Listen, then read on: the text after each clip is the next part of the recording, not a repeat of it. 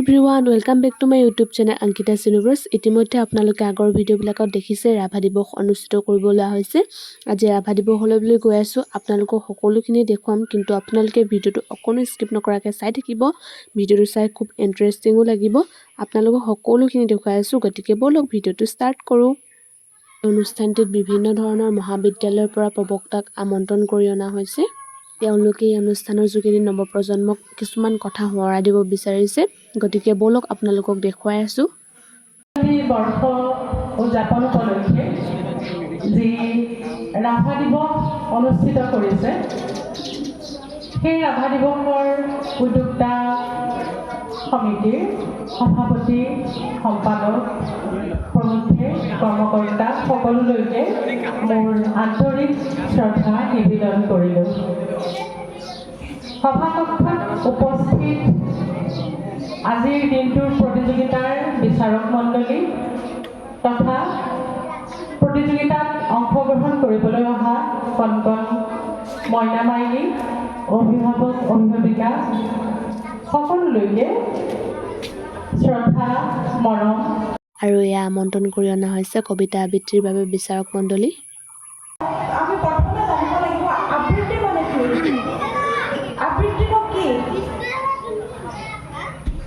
কবিতা এটা বাৰে বাৰে পঢ়ি, মুখস্থ কৰি, তাৰ অৰ্থৰ অনুসন্ধান কৰি, জটিল ছন্দ ভাৱ ভাষাৰ লগত সংগতি ৰাখি এতিয়া মই আপোনালোকক কণমানিসকলৰ কবিতা আবৃত্তি দেখুৱাবলৈ লৈছোঁ। আশা কৰোঁ আপোনালোকে খুব ধুনীয়াকৈ উপভোগ কৰিব।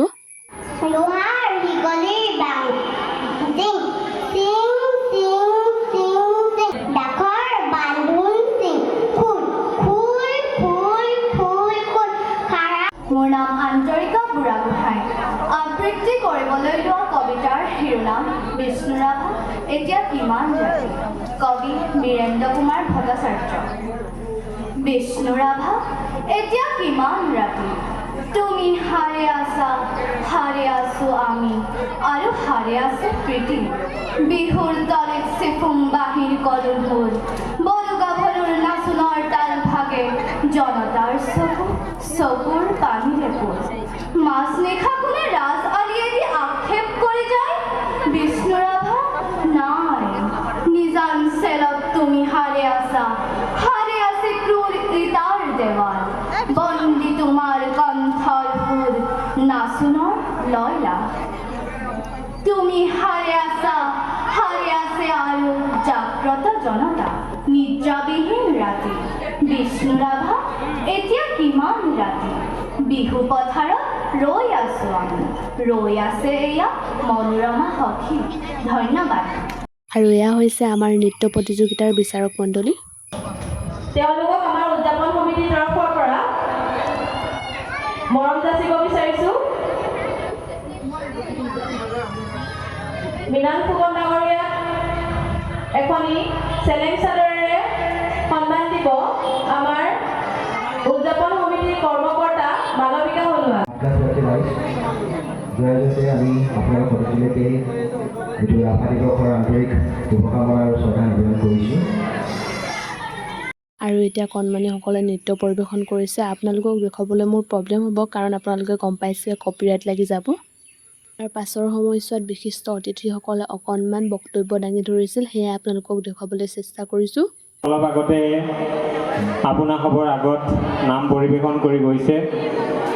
শংকৰদেৱৰ কথা যদি ক'বলৈ বিচাৰোঁ, সেই সময়ত আমাৰ অসমীয়া সমাজখন উচ্ছৃংখল আছিল, বিশৃংখল আছিল।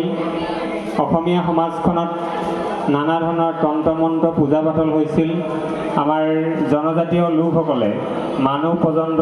আৰু এয়াই হৈছে সাংস্কৃতিক সন্ধিয়াৰ মুখ্য আকৰ্ষণ, মৰাণৰ ৰাজা বৰা।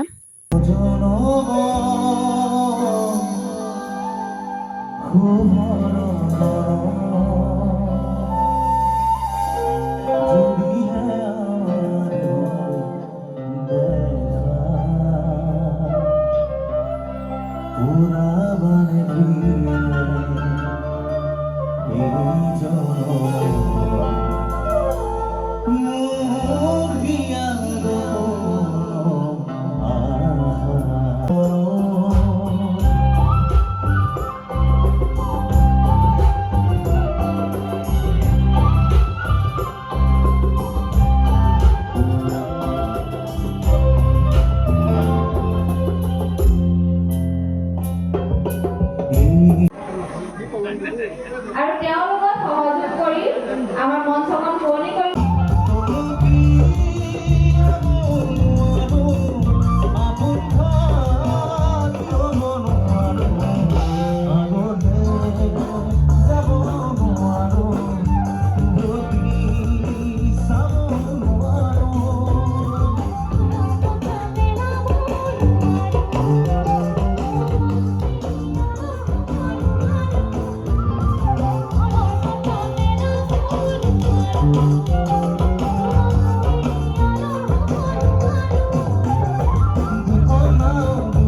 আৰু ৰাজা বৰাৰ লগত গান গাই থকা গৰাকীৰ নাম হৈছে ডিমৰ মায়া পৰিয়াৰ।